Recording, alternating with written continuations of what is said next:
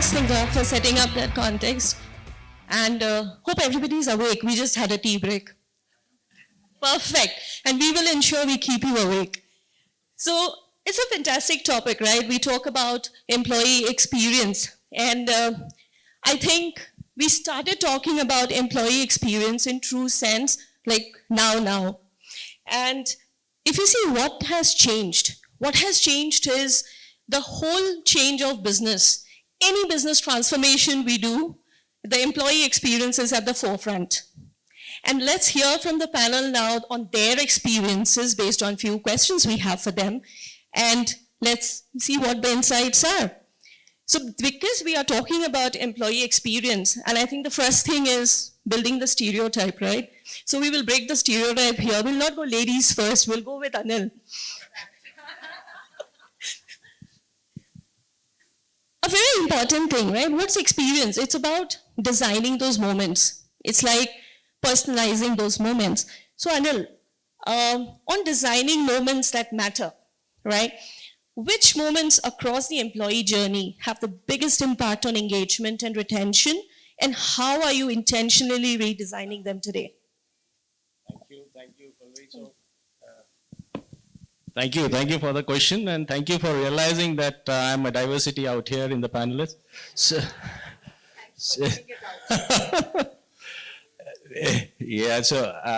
I'm really happy to see such a beautiful crowd here from the HR fraternity, and all of you are aware of these topics. Still, you are here to listen. So, it's a hard time for me to give you a value out of this conversation. So, I'll tell you more about what we are doing so that you can understand more about our side of the story. That would be more exciting for you because you are doing everything fantastically, doing at your place, fantastic work.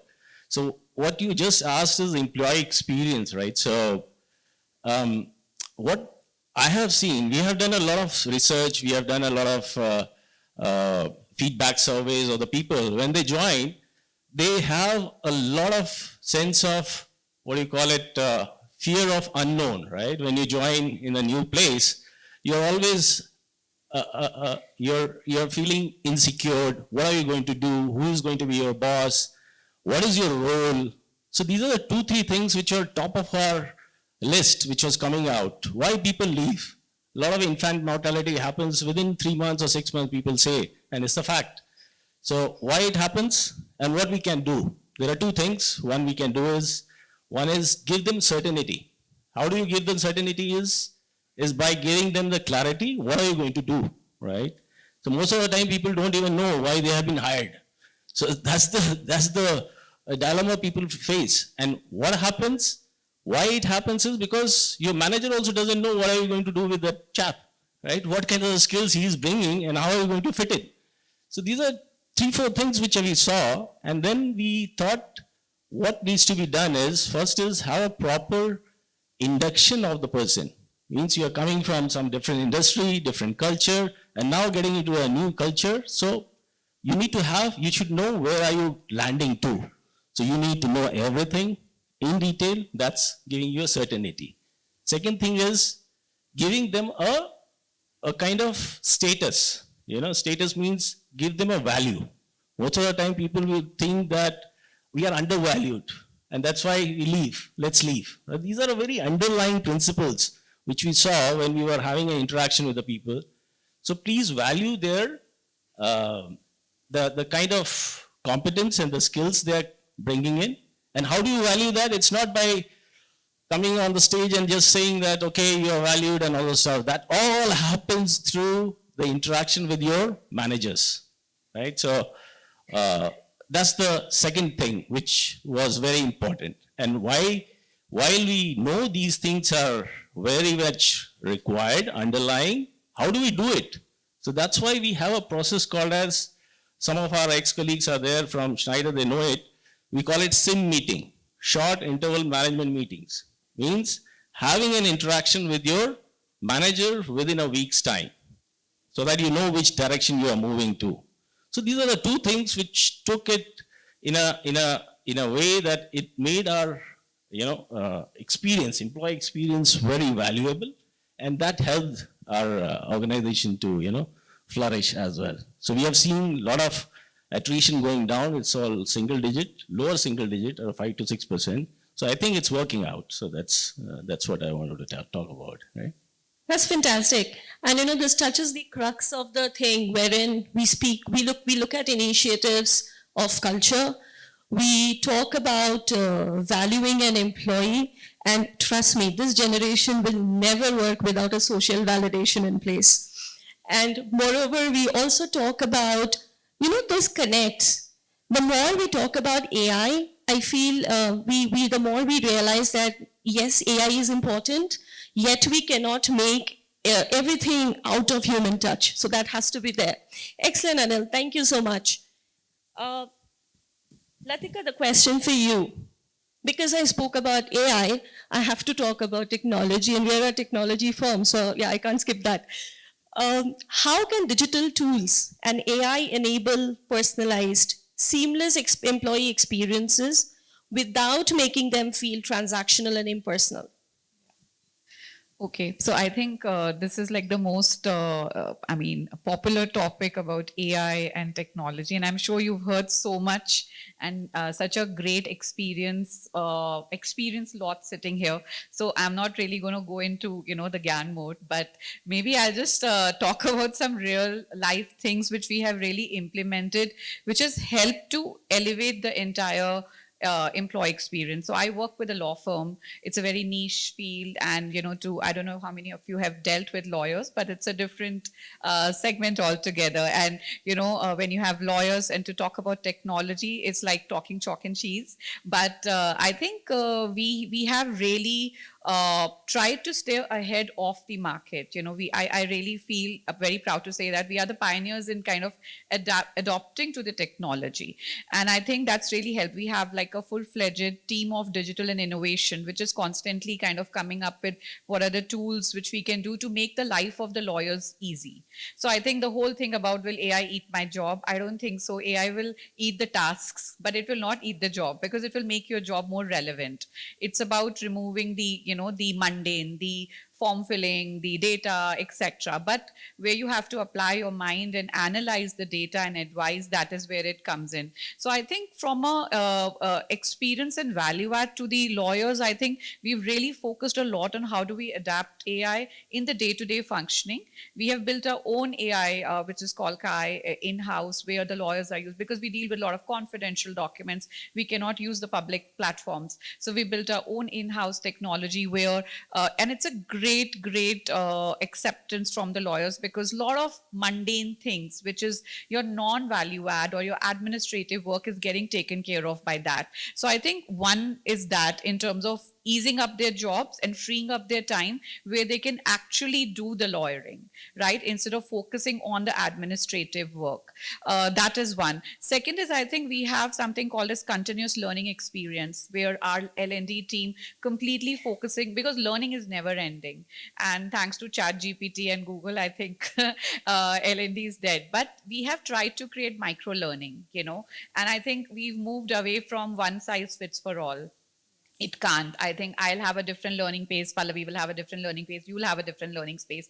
So we have tried to identify what are the challenges, where the associate is struggling, and then we have customized learning programs for them, so that helps them kind of work on what they need to do. We've created a lot of video content where they are experts talking within the firm about, about M&A deals, about, different kind of topics, which they can learn at their own pace. So those are some things which is really helped. So when I talk about employee experience, one is from an HR point, but what we also believe is, apart from HR, it's also about how valued they feel, that they are really bringing in the value to the firm by truly doing the work which they are good at, rather than just focusing on the administrative work. So I really firmly believe that technology should remove the friction, not the humanity. I still feel the human angle, and maybe I'm old school, I think nothing can replace the human angle from the way we operate. So we still believe in having, sessions like we do a program for campus to corporate for all our freshers. We do like, campus hiring every year. So we get all of them together at one place and make them interact with each other. And instead of doing the, induction on the core subjects, we make them interact with each other so that they can get to know each other, create that safe space where they can learn, and they become the buddies for life then, because that's the same batch which is going on. So those are some things from a technology perspective which we are doing. And I think, like I said, I think it's about micro learning. It's about personalizing content, personalizing journeys for them. We keep having, a lot of polls which help us to gauge what they are at. We do a lot of milestone based life cycle surveys, after 30 days, 60 days, 90 days, how they are feeling, so that the technology helps the partners and HR to know where are the gaps. So it gives them triggers that these are the pain points, and it helps them to kind of, work and identify those areas and, mitigate those risks. Excellent. And of course, as you were talking, Latika, it reminded me of how we implemented AI at Aquarian. Now, we're a cybersecurity company, and it was very important for us, and I'm sure for everybody out here, that AI is not here for, as you very rightly said, for snatching our job. It's basically a collaboration. It's a collaboration towards making us efficient. And we do not hire our team from outside. Our applied AI team are picked up from within the cybersecurity professionals, and each of our business units are coming up with use cases which they can automate using AI. And that has worked so brilliantly for us. And now we see that excitement in everybody wherein, they want to adopt it because they know that, yes, organization is not doing it because of cost saving, but it's doing it to give us better opportunity to make things more efficient for us. No, absolutely. And I think just to add on to that, I think it's about when the employees truly feel that the technology which you are implementing is not for cost saving. They will easily call the bluff. It is about improving their experience and their efficiency in the way they work. And we also keep doing this. We have, like we just did a hackathon in Bangalore, and we came up with what are the pain areas. And we made the lawyers come up with the problem statements and solutionize. And in fact, the digital and innovation team, which we've incorporated, most of them are lawyers who are now wanting to do adoption of AI. So the legal tech industry itself is fast growing, and we have like a proper unit of lawyers who are doing the AI implementation for us. Lovely, lovely. And I'm sure we all hate, but when you call any customer service and we talk about personalization, we hate talking to that AI chatbot. It is just so frustrating. So yes, personalization is important, and who knows it better than all of us here? Yes, we spoke about business, we spoke about transformation. Latika gave us a brief about technology. The most important part, how do we map the journey when we talk about experience? So Pallavi, how does your organization use journey mapping to identify experience gaps, and how do you prioritize with moments to transform fast? Wow. All right. So first and foremost, good afternoon, everyone. And honestly, I was not expecting this kind of a full house. I'm really, really pleasantly surprised, and I hope that, whatever we discuss today adds value to all of us.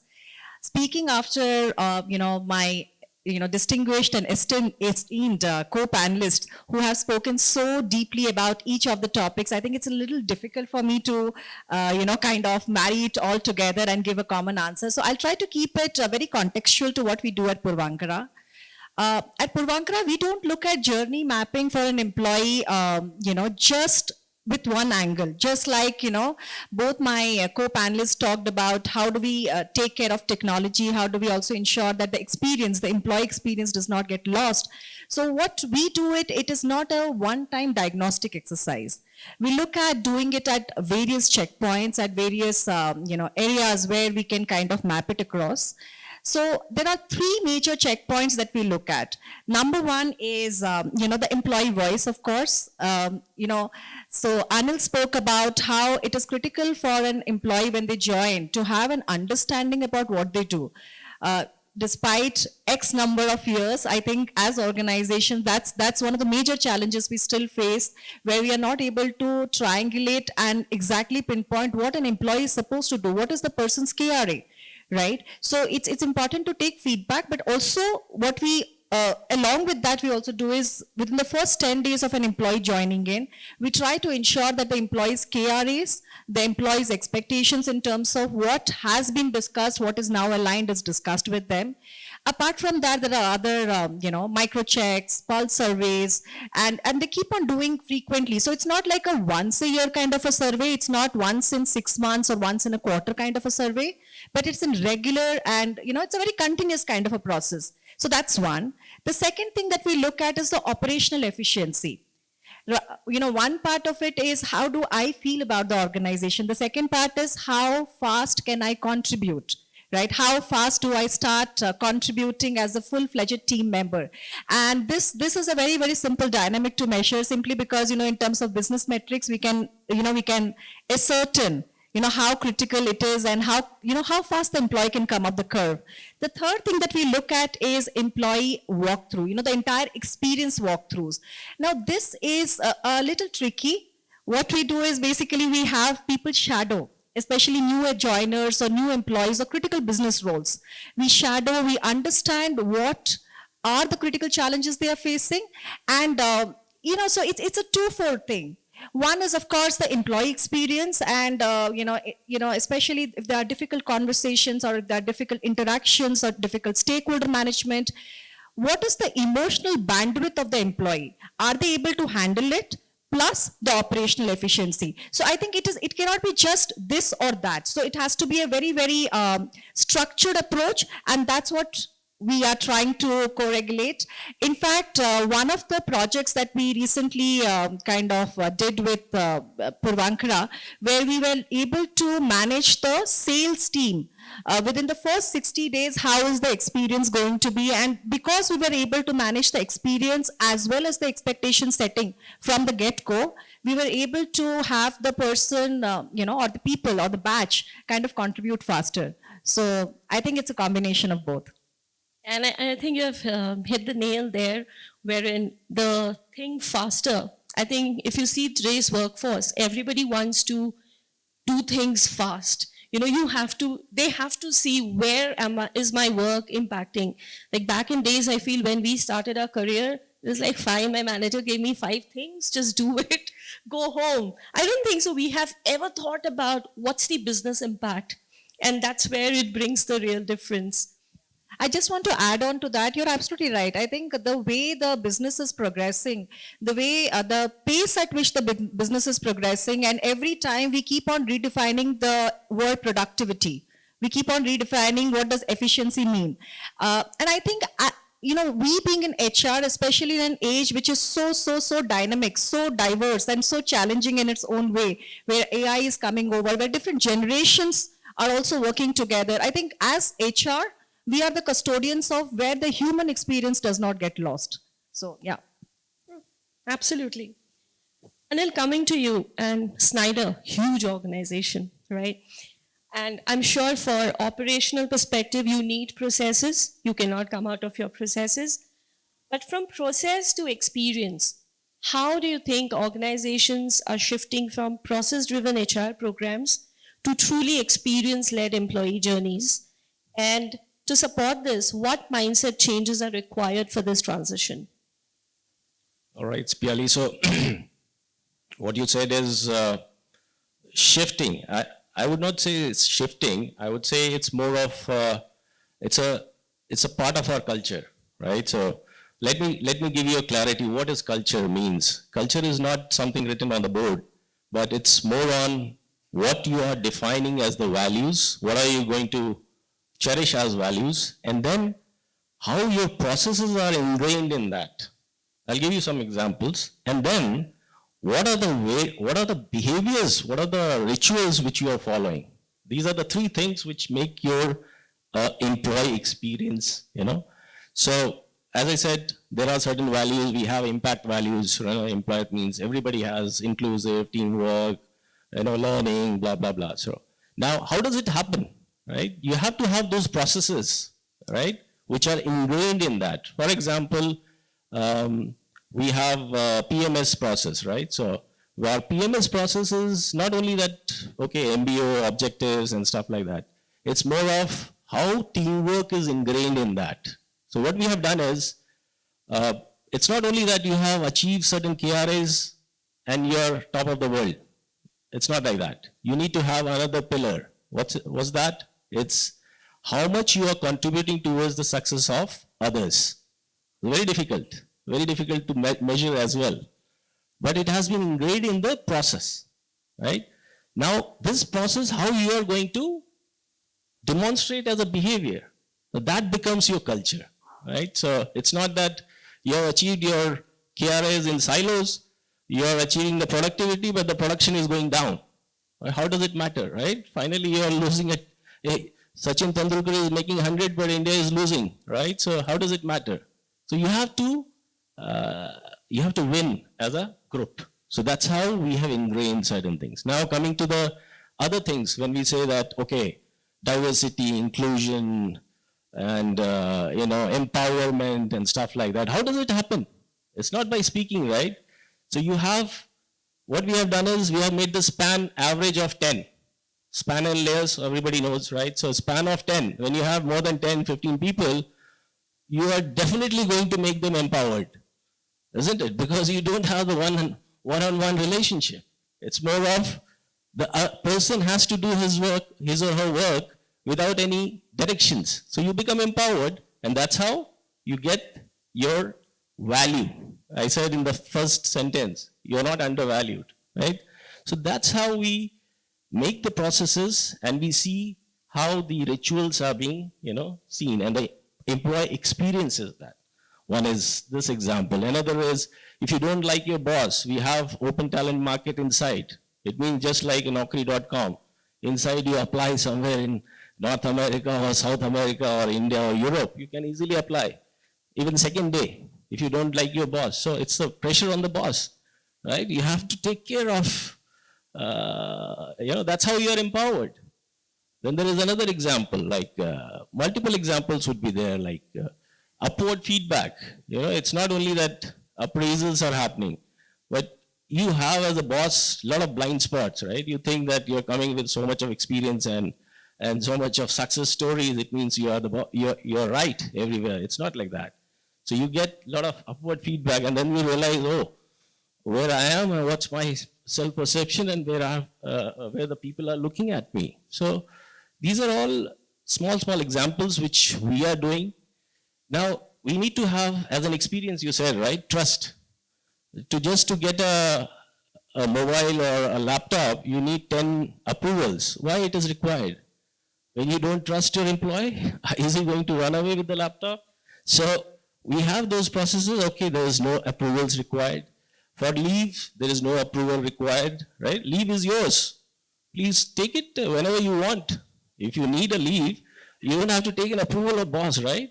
So leaves are auto-approved. Your expenses are auto-approved. But there are audits which will happen. If you are catch hold of doing something wrong, you're gone. But you trust. So that's how those processes are there. That's how you experience those things, right? So it's not written on the wall that teamwork and stuff like that. So these are small things. And one more important thing is that you are given a chance to craft your own jobs. You say jobs, right? Your job description is given. But you need to craft it. How crafting is into 2 or 3 things, right? One is, you say tasks. How you design your task. Decide on the task. We say maybe you come at 10 o'clock, you go at 6 o'clock. You don't have to come at 8 o'clock itself, right? So those are gliding hours, we call it. Flexibility at work, we call it. You design your task the way you want to do it. The North Star has been given. Now you decide what you want to do. So that's crafting the task. crafting the relationship, because most of the people leave our organizations because of your surrounding people, right? So whom do you want to have a relationship? Make those relationships. You are given the chance. You are given the, authority. And how does it happen? Is that what work I am doing, I should know who is my customer, who is my beneficiary, right? I need to have an interaction with that person, upstream or downstream, anywhere, right? So that's another part which we focus on, that we need to allow the person to craft his own job in terms of task, in terms of relationship, in terms of what value he is bringing. That's on the cognitive side, right? It's more of how do you see your impact, what value you are making to the organization or to that community or to that job. So these are the couple of things which we try to ingrain, and it's not only written, it is ingrained in our processes itself. So a little bit of glimpse, maybe you have got it. So that's how the experience of an individual has to happen if you want to make him stay and make him more productive, him or her, both. Yeah. You know, it's so rightly said that we talk about initiatives, we talk about employee experience initiatives, we talk about outings. Very rarely we talk about building trust and credibility. And these are the essence of any relationship, be it at a personal level or professional level. Just as you were talking, Anil, reminded me of one situation in my office. So we had the grad hires joining, and one fine day, 20 of them, after the mid-year review, said, we need a leadership meeting. And I was like, what is the kind of mutiny I'm getting myself into? And the question was so fantastic. The question was, you did our mid-year review. You gave us rating. Can we see what are the organization's KRA? And where are you guys placed on that KRA? Because, and that tags with what you said with Sachin performing extremely well and India is not winning. So their point was, you have a performance bonus in my salary and you have given me a rating of 4 out of 5, which means I'm exceptionally great. What am I got to do if you are not able to sell your product? And that's such a valid question. And after that, we started literally discussing about, yes, along with your review, this is our KRA, and this is where we stand as an organization with respect to our KRA. And that has impacted the trust and credibility. But yeah, we asked. Oh, that's right. In fact, everything we have to keep in mind, the customer at the center, right? Whosoever your customer is, within the organization or outside the organization, and how you are really giving him the value. Because most of the time we design something and we say, okay, you start feeding them, but he or she doesn't like that.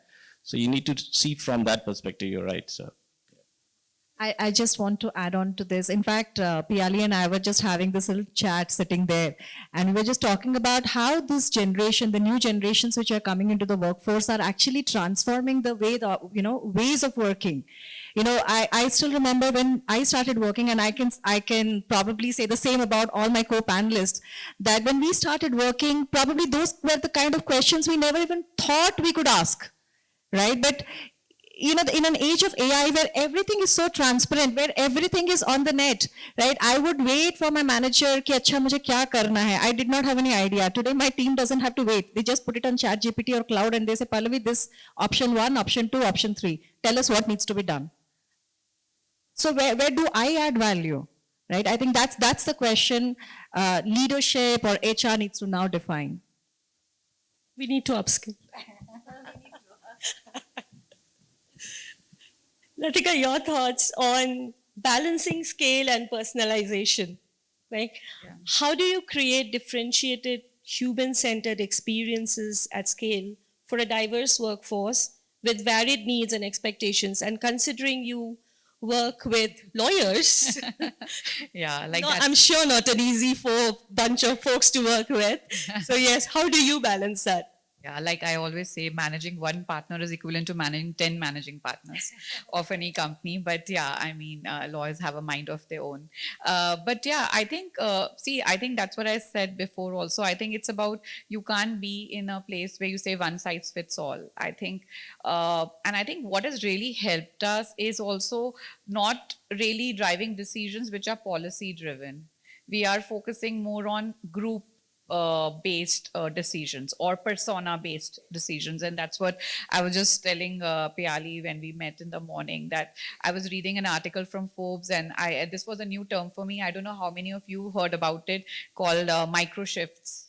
So this is a new trend in US. So primarily we've heard about micro retirement, we've heard about, micro skilling, micro learning, but micro shift was something new. And it's probably very familiar with women in America, where they say, okay, we no longer want to do a part-time job or a full-time job. We want to do micro shifts. So I want to take care of my kids. I have to take care of the chores. I have to do shopping. I have to do household work. So I'll work from 2 to 4. Then I'll take a break. I'll finish my work. Then I'll start, from 6 to 10. So it's about super flexibility. I don't know in India how and when we will adapt this, but I really wish we could, because I think it will be so in sync with what the generation wants. I think today's generation, and I think especially for us, we are a 114-year-old law firm. We were part of writing the Constitution of India, the lawyers who started this firm. So we have, like, from baby boomers to, I don't know, like the Gen Z, Alpha, everyone here. And now, actually, when I go to campuses, the law students ask, should we even do a 5-year law degree? Because we don't even know whether it'll stay relevant after 5 years. We don't even know what's going to happen after 5 months, right? So that's how fast-paced we are. And in that kind of a dynamic environment, obviously, we moved away from VUCA to Bani, the way we are in this world right now. I think no expert can predict or say what's going to happen in the next 6 months, 1 year, or 5 years. So we are no one. But I think how we deal with it is really do persona-driven decisions. And that's what we were talking about, interestingly. I don't know how many, and it's an open question to any one of you if you want to answer. How many of you have any policy which is around pet care? Wow, excellent. Which firm? Huh? Northern Trust. Okay, yeah, great. And what about you? Okay, great. Congratulations. So we are also thinking, because now when I talk to these youngsters, they don't want to have kids. They are pet moms, pet dads, and like they want to adopt kids or they want to do this. And we have to move with the trend. We cannot be that, okay, I will give maternity leave, I'll give paternity leave. People are talking about bereavement leave extending to pet care leave, right? So pet care bereavement. And there are people who take leave. I want to take 2 weeks off. My pet died and I can't deal with that. Anxiety is written all over. We always ask, how are you, how fit you are physically, but nobody asks how fit you are mentally. And I think these are some of the things when we talk to our folks, and I think our culture is very, very culture first, people first. We ask, we want our members to be felt, they should be, feeling that they are heard, they are seen, and they are valued. Their opinions, their suggestions, value. And I think some of our best policies or decisions have been which we've taken the inputs from the people. And I'll give you small examples. Like I keep talking to, and I really feel that if you're in HR, you have to be truly passionate about people. I mean, processes, compliance, anything, anybody can do that. And there will be governances, there will be policies, everything. But you have to be truly, truly madly in love with people and to understand them, that what is the need. And of course, you need to understand the business and marry the two. So we feel that, we have to engage with these youngsters, with the senior talent which is there, try to bridge a gap so that they can understand each other, and then accordingly we can take some kind of a mutual ground. And very simple example, like I keep chatting with all these youngsters and we keep having open houses or chat sessions and talking what's happening, what do you want. And one of the person said, okay, can we have a breath station in the office? It was a very simple thing. They're like, okay, at 5 o'clock we feel really hungry, so obviously we don't provide snacks, etc. I mean, people just go and buy whatever they want. So they said, we just want a toaster and a griller and bread and cheese. And We just want that, and we implemented it 3 months back, and my god, at 5 o'clock the whole floor is there, everyone is just eating, sandwiches or whatever it is. So they are small things which we believe we hear from them and we implement it. I think very important, and like to answer your question, it's about really driving decisions based on the cohorts. We cannot say, okay, this is a law firm, all lawyers will be doing that. We can't do that. It has different age groups, different diversity, different personalities, different state of mind, and newly returning mothers. There are and millennials especially, they have to deal with kids and the aging parents both. They are the most difficult proposition at hand. So how do you address all of that, the flexibility, all of those things are what we feel we really work on. And culture is very core to us, because we have a legacy which is there, and amongst all the law firms, we really are known for a culture first firm where we truly value each and everybody's opinion, suggestion. And some days back, I was meeting another partner from a different firm where I was working earlier. They said, "You're such a democratic firm." I said, "Yeah, we are, because we hear everybody out. And if it's valid, we kind of implement it. And if it makes sense, we will do it." And I think that's the culture. We have formulated our culture framework. It's, we do a culture survey frequently, where everybody talks about and shares their input. It is part of the scorecard of the partners, of the associates. And we also have a 360-degree feedback. So all of these measures we have adapted to make sure that people are respected, people are heard, and we are kind of adhering to all the attributes, whatever is possible. So and from a cohort perspective also, we are rethinking our policies around that how we can focus on these areas and implement it. So we were, I think, one of the first law firms last year where we implemented the menstrual leave policy. So we give 12 days a year. We did it last year, and this year when Bangalore, Karnataka, I was like, wow, I was feeling so proud. Wow, we were much ahead of the curve. So menopause, menstrual leave, everything we have under the sun, so we are now trying to move forward in terms of how do we kind of do it according to the cohort which is now coming into work. Yeah. True. And, we have to change with time, right?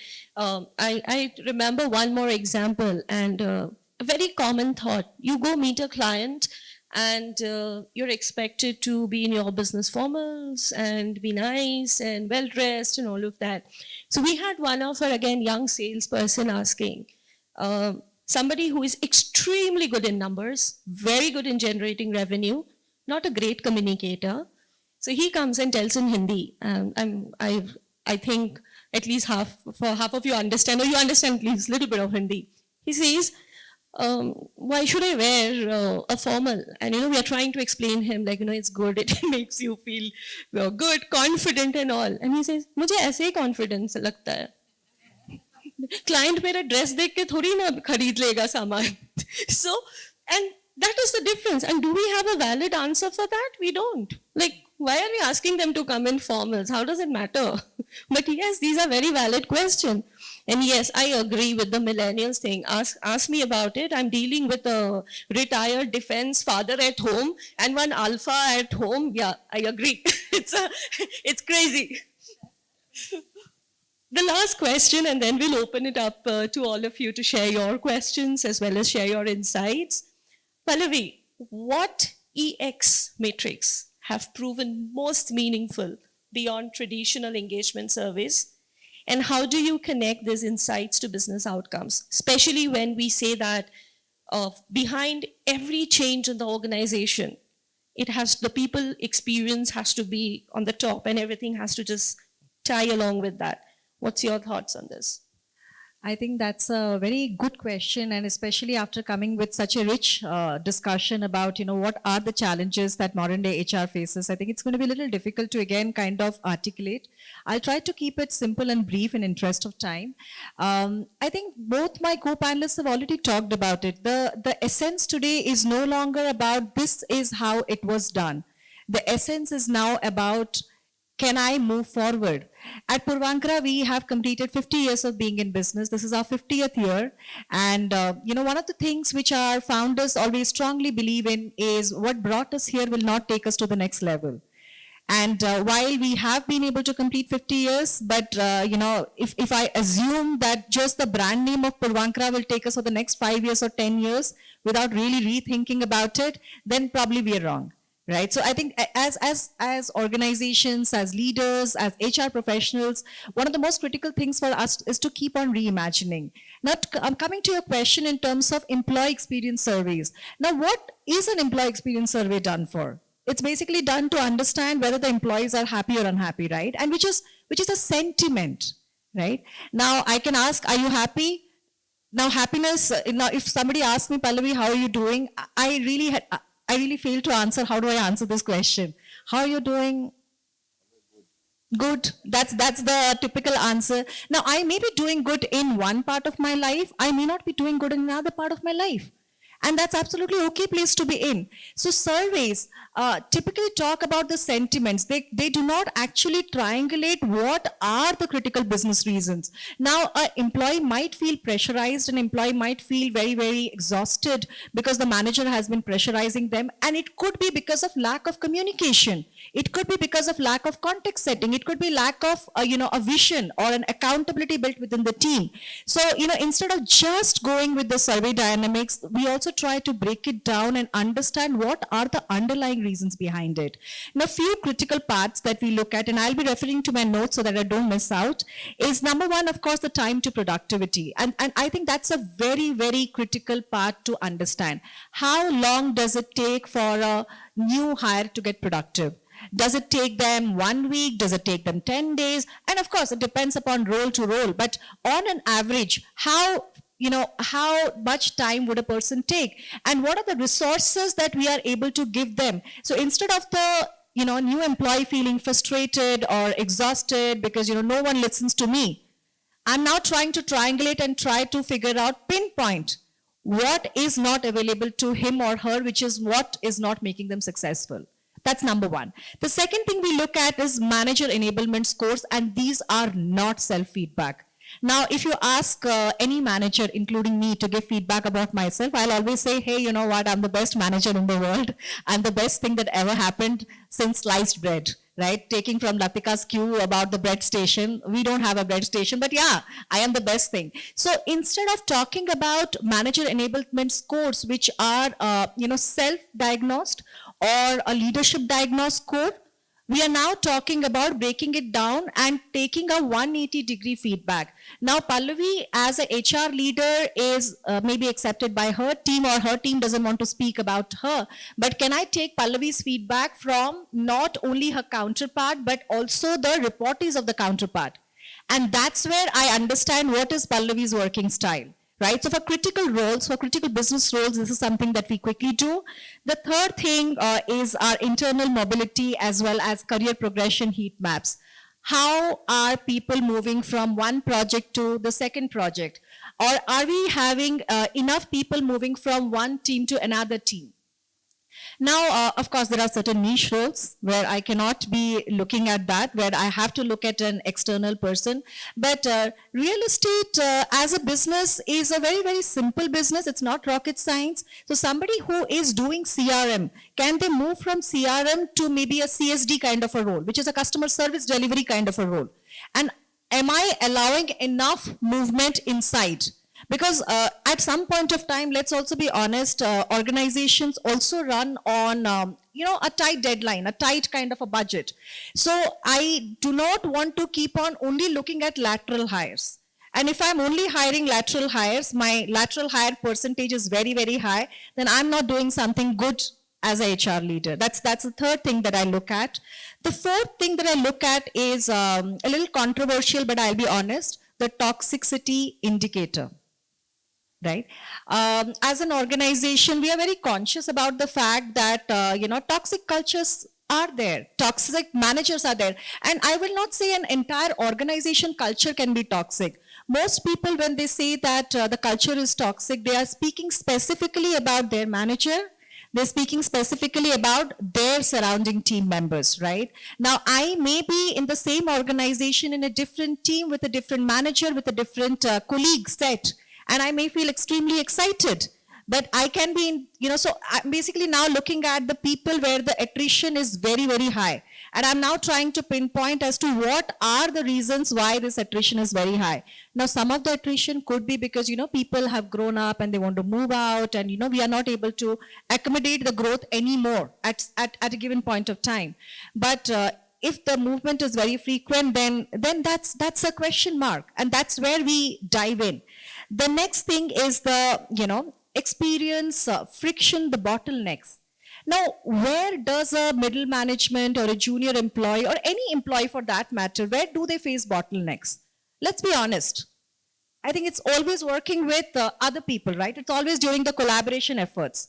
Especially let's say if I'm in the technical team and I have sent something to the sales team and the sales team has not responded, and as a middle manager, as a junior employee, I'm stuck. Right? So I now start seeing where are the bottlenecks, which are the major teams or which are the major critical roles where the bottlenecks are arising and what can we do to solve them. Last but not the least, the quality of conversations, of course. I think nothing can replace the human conversation, the human touch. And as HR people, it's important for us to also be very, very cognizant about the indicators. Now, all indicators does not necessarily reflect on a dashboard. An indicator could be a change in a body language. An indicator could be a high pot performer who was earlier participating, suddenly shutting down. An indicator could be that the person who was always on the toes, suddenly taking a lot of leaves, a lot of unplanned leaves. Right? And these are indicators that I think as HR leaders, we need to be very cognizant about. So to sum it up all, I think surveys is just sentiments. And as HR, if we really, really want to add value to the business, we have to now start looking at the root causes. Yeah. Absolutely. So with us, we have implemented something called a shadow board. And so the shadow board is a team which is self-nominated with team members from the employees, which does not have any leadership team member, which does not have HR as a part of the team. And they connect with people on the floor, seek feedback, and then have a monthly meeting with the leadership team to cascade the feedback without names. So we have moved out of the surveys completely, because being a cybersecurity company, when I launch surveys saying that it's anonymous, I get multiple surveys filled saying that if you are capturing it in the system, how is it anonymous? So we have stopped doing that. So yes, I agree. And I think, yes, thank you so much for the lovely insights. It was lovely interacting with all of you. I hand it over to Snigdha for taking it ahead. Yeah, so now we move on. Now we move ahead with our Q&A session. Please raise your hands if you have any questions.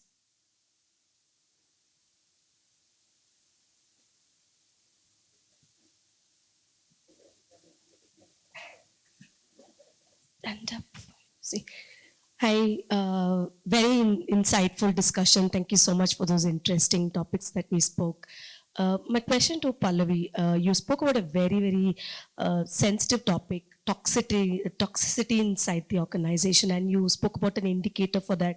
Of course, you spoke about instances where the toxicity is exhibited, but where you call it as an indicator and treat it as a metric, how do you consolidate it from different cohorts?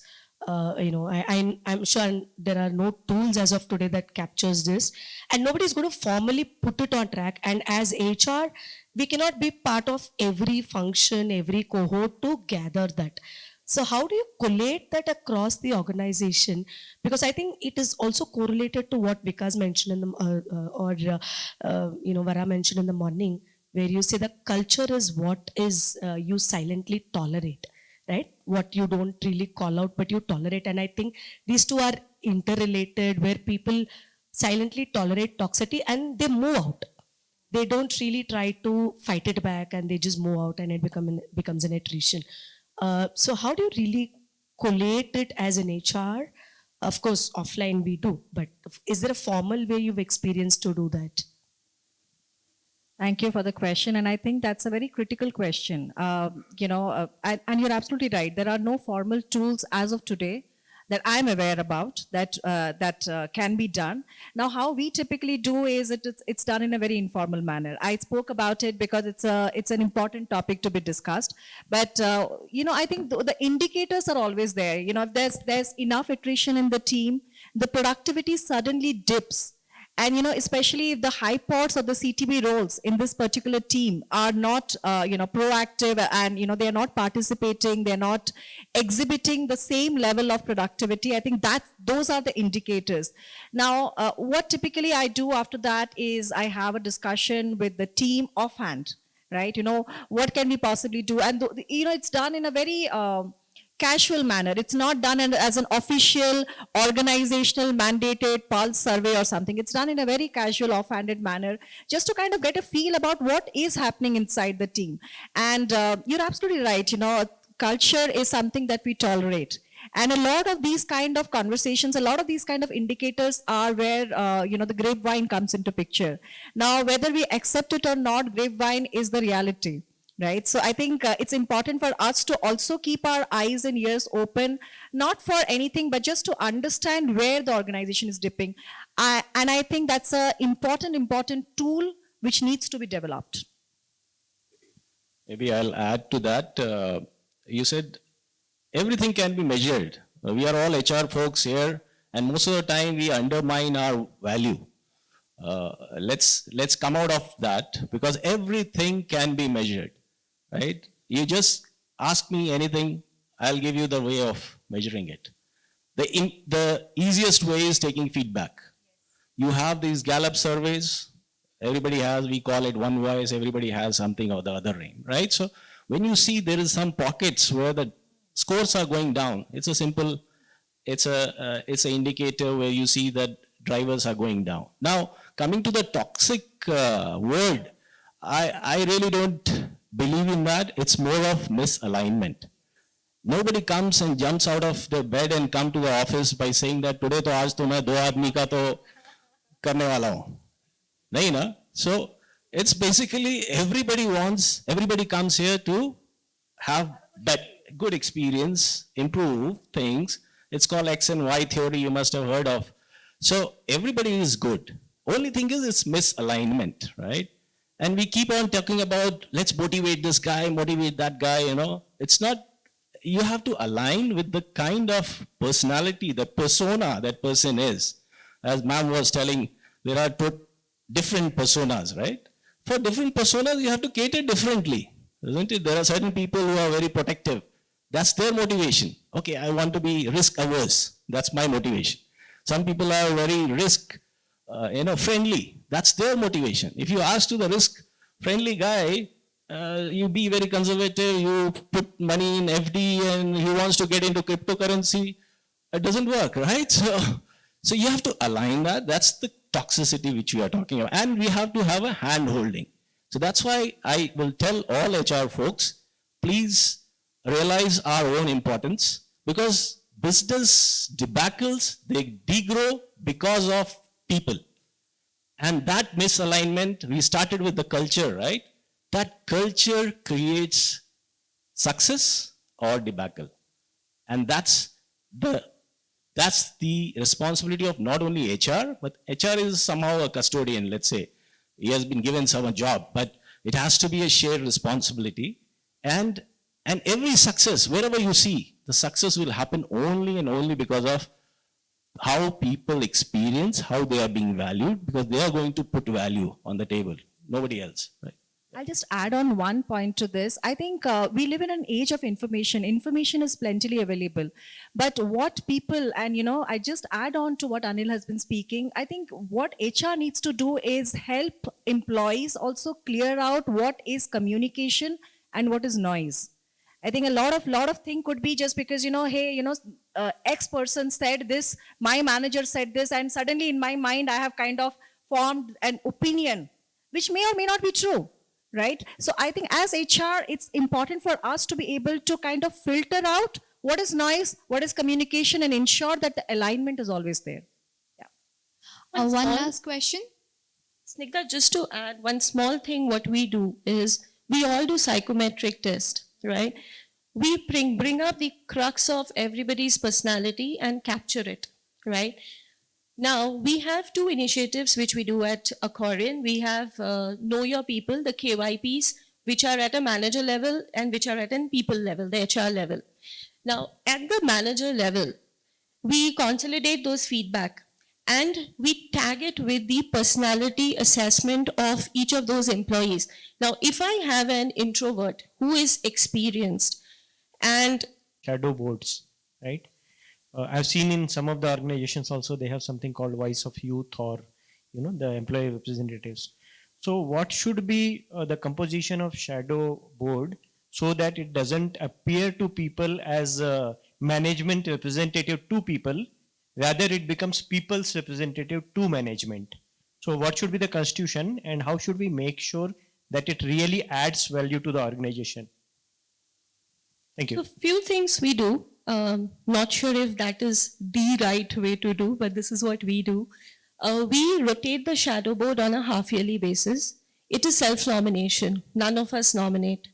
So the folks nominate. The only thing we do is we keep the numbers restricted to about, say, 5 or 7 people, and we ensure it has a mix of all. It has the new joiners. It has at a mid-management level. We purposely keep the top management out of it. So you have freshers, you have the lead level, and you have up to the manager level. Because the moment we go above that, which is senior managers and above, it's perceived that, okay, you will just talk the voice of the team, the management team. And that's what constitutes the shadow board for us. We try to make it diverse with a mix of people.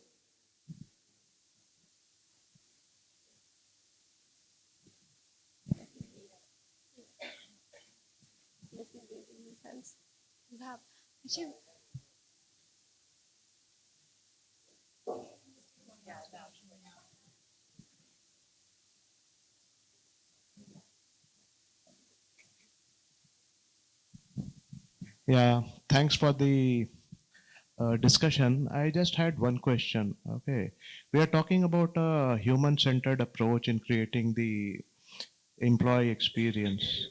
So I was under the impression that we are using some kind of design thinking principles and we are involving people into this. Okay, that either of you have some kind of a tool or some kind of a process basically that captures the employee's emotion. That's the empathy part.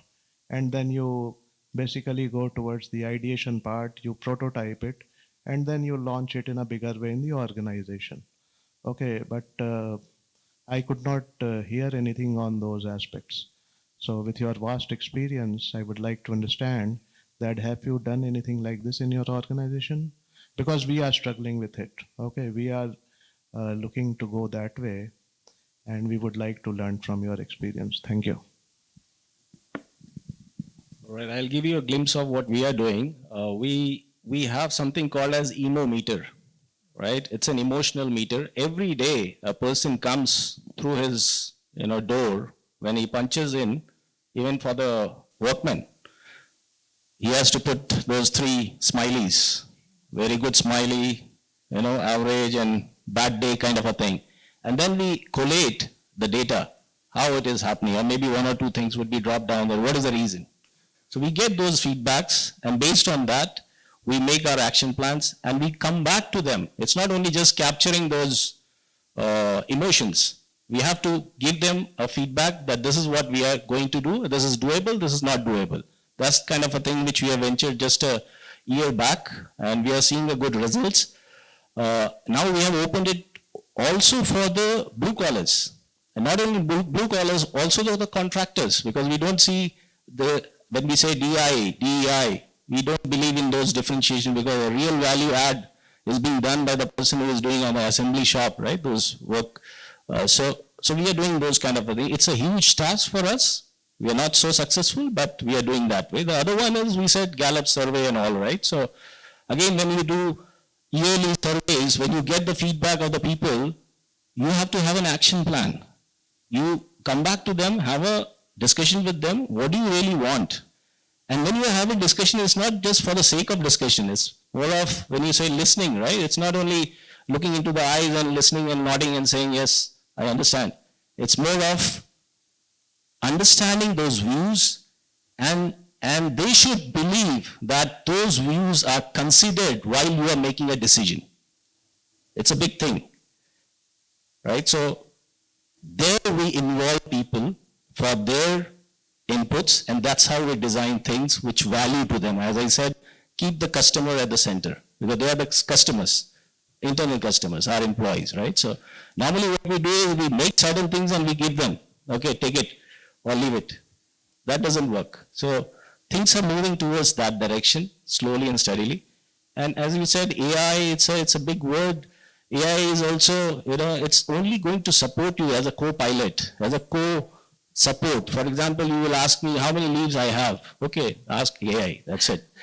Okay, I don't need to tell for that one person, I don't have to keep with the 20,000 rupees just to tell you. But, how it is going to help at the later stage, still machines are learning, and then we'll come to know whether we really doing good, what are the policies, and all people give some kind of questions, prompts. They will tell you, okay, these are the expenses, when you travel, you'll get this much. All those stuff can be, all repetitive works are through AI, but the touch points, other experiences cannot be delegated to the AI. That's our experience till now.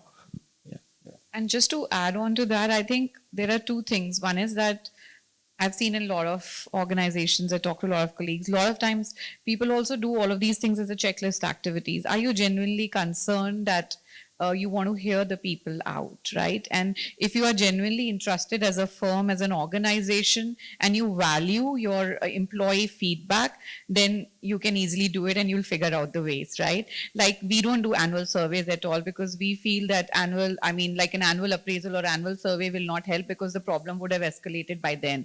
So we do like a monthly check-in survey. We get the feedback for each region. I go through personally all the comments, what's written. I look at what are the red flags, and then I go and address it. And if there are common themes emerging, we look at how we can battle it across the firm or the region.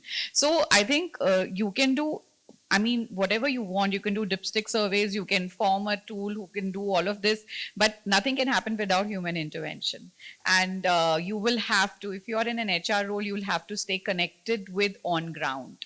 The reports can give you as much. People will be sometimes vocal, they will share, especially the younger generation will be very vocal, but a lot of your millennials might not be. So you will have to figure out, and I'm sure if you're a large organization to set up, you will have HR for each business or each reason. You will need to know the people and know what are the nuances and then come out with what is the solution. Otherwise, you can do whatever, but if you don't take care of what is there in the feedback, look at what are the trends and then figure out, because a lot of times people also rant and crib and they just, complain, the most common is coffee machine is bad or this is bad, whatever it is. HR is tired of listening to that. But I think genuinely if there are concerns, and you'll be surprised when you hear them out and, do it. I think like we were talking in the morning, I think today people just want to be heard. We are slowly becoming socially recluse, and people are just glued to their phone, mobile technology. I think, laptops, of course. At least in my experience, whatever I've seen, people just want to be heard, and if you genuinely hear them out, they will come up, they will share what's happening, and you can try to resolve the problems, and you'll be surprised that what all struggles people are going through. Each and every one of us, I'm sure, has battled with anxiety, stress, pressure, and something or the other is going on in our life, and no matter what, you will always carry it to work. You cannot switch off. Right? So it is about truly understanding what is the issue, how you can help. I'm not saying HR can become a therapist. We can't. But we are part therapist, we are part counselor, we are part guide, everything inclusive, right? And you have to channelize, guide them in the right way. If you genuinely care about the people, you will figure out the ways in technology or the systems or surveys to figure things out and do it. But if you're not these will just become like a checklist activity and it will be done every year and people will just write and go home and everything will be normal. So you have to create that impact from the feedback which you truly get from people. Just to kind of add on and also communicate it to them, saying that, hey, this is what you had talked about, this is what we are doing. I think that communication is the key.